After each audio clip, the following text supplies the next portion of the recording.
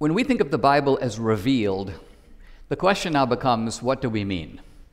Did God write the book? Did God inspire the book and human beings wrote it? Did God show human beings events that they then described in their own words? Okay, so the reason these things are important is it seems to me, to answer the question I raised earlier about in the beginning God created the heavens and the earth, the way I understand it is there's a perfect revelation shown to a gospel, to a Bible, to a Jewish scribe who sees it, so to speak, but writes it in his own words. When I look at the book of Revelation, same thing. And does it get anything wrong? Do those scribes get anything wrong? It's quite possible that they, when you say get anything wrong, they are writing it in human terms. I mean, you know... But I mean the specifically mundane human things. I'm not talking about when the author of Genesis says that God created the heavens of the earth, or talks about the Spirit moving across the face of the water. This is clearly mythological. This is clearly an attempt at mythological writing. That's fine. It would be silly to ask if that's true or not. But when somebody... I don't think it is mythological writing at all. I think that it is simply... I mean, put it this way. If we were, in the year 4000 BC, if we were John the Divine, and let's just say that God showed us in a vision the actual end of the world, right? Sure. Apocalypse. We would then write down the 4 horsemen of the apocalypse, death and famine and destruction. We're not engaging in myth-making at all. I'm actually writing what I see. So you think there'll be a 7-headed demon? Of course not. I'm saying that to me, what I'm seeing is so, let's just say, for example, it is a thermonuclear explosion Sure. of a kind that the ancient Bible writer doesn't even know what it is, yeah. Right? And the consequence of it is death and destruction and famine. He's going to write it down the way he sees it. But right? Where's he going to get the 7-headed dragon and the prostitute from? This is like a human attempt to describe a nuclear reaction? Yes, because when words and images fail, metaphor is the actual conduit to truth. Now, I'd understand if that were the case, if you said that perhaps after a nuclear blast, somebody describes it as, the gods of fire descending upon man with their flaming swords or something like that. But like a prostitute and a 7-headed dragon? Well, first of all, I'm not saying it is a nuclear explosion. The problem is we're given this admittedly phantasmagorical future account, right? Sure. It is so wrenching and powerful that many people, for example, have tried to render it by art. Yep. And it's not easy to do it, right? Mm-hmm. It's not easy to do it because we have to stop and realize, first of all, that we're dealing not only with the limitations of perception, but the limitations of language. Let me give you a simple example. I come to America from India. I have never eaten a mushroom. Okay? I ask you, Alex, what does a mushroom taste like? Sure. I would submit that you would be completely unable to render to me in words, however lengthy and ornate, what a mushroom actually tastes like. That may be true, but I was asking, for example, about Jesus' presentation at the Temple of Jerusalem after his birth.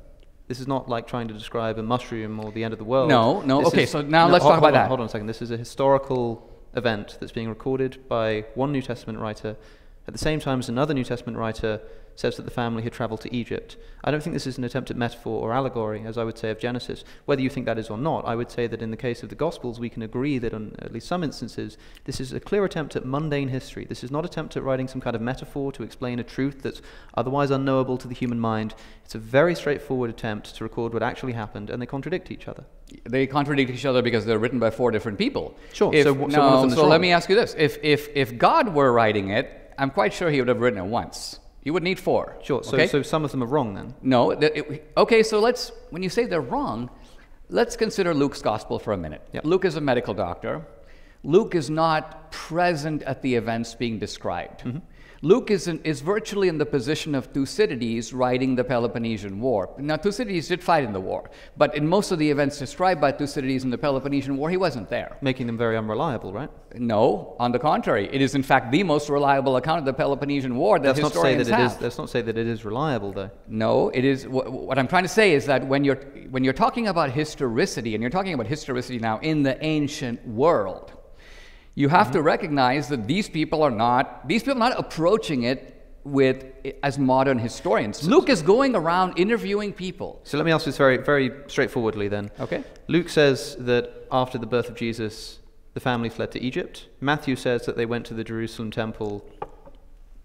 Are they both correct, or is one of them wrong? Who the heck cares? I mean, look. Well, I do, and so well, do probably you do, the people who are listening to a debate about whether the Bible is true. Let me say why what you care about is not only trivial, but indicates a kind of unwillingness to try to get what the text is trying to communicate. I'll tell you why I don't think it's trivial. Because I think that the reason why Luke may have invented the flight to Egypt, well, he tells us. Luke says, when he records the flight to Egypt, and then they return from Egypt, he says, this is so that we can fulfill the prophecy from Hosea chapter 11, out of Egypt I shall call my son. Now, in Hosea, God is talking here about the nation of Israel.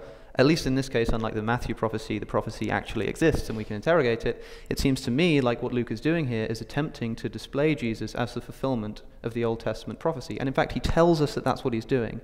Therefore, if it is the case that Jesus didn't go to Egypt, and didn't come out of Egypt on his return, then this would undermine Luke's attempt to identify Jesus as the Jewish Messiah, fulfillment of the Old Testament prophecy. That's why I think it is relevant. Well, look. And not trivial.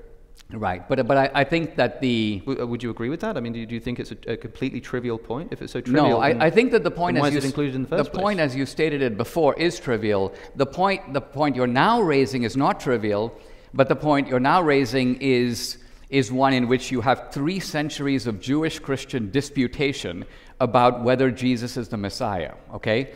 And by and large, the disputation breaks down in this way. The Jews are the biblical literalists, and the Christians are the sort of metaphorical readers. And I say this because let's take a very famous passage that bears on this very topic, where Jesus is talking about the destruction of the temple. And the Jews go, you said the temple would be destroyed. Now, interestingly, Jesus did say the temple would be destroyed, and the temple was in fact destroyed in 70 AD. In fact, 40 years after Jesus said that, the temple was in fact physically razed to the ground, and the Jews dispersed in a huge diaspora. But my point is, Jesus doesn't reply that. Jesus doesn't say, hey, listen, wait 40 years. Jesus says, no, you're misreading me completely. When I said the temple, I was actually speaking of the temple of my body. He doesn't tell them that. But this is stated. But we're told that that's what he means. We're told that's what he means. So what I'm getting at is, here you have a case where you have an event, you have a Jewish literalist reading and a Christian metaphorical reading. Yep. Another example, and So would you say then the flight to Egypt is a metaphor? Is that what you're trying to say? In other words, I'm trying to understand what it is that you're doing here to actually answer the question that I'm asking you, which is about, because here's my theory, here's an idea. Okay. Luke, the author of Luke, invents the flight to Egypt in order to identify Jesus as the Jewish Messiah, meaning that when we read Luke, we should note that where it appears that he's making historical claims, we should note his willingness to twist history in order to fulfill a theological you don't know aim. if he's doing that. You're assuming that. This is your theory. No. What I'm saying is that that's one thesis to explain the contradiction between Luke and Matthew. If you want to say that it's trivial, then fine, but we still have to explain how it comes about. And what I'm saying is one idea of how this comes about leads to us undermining our trustworthiness of Luke.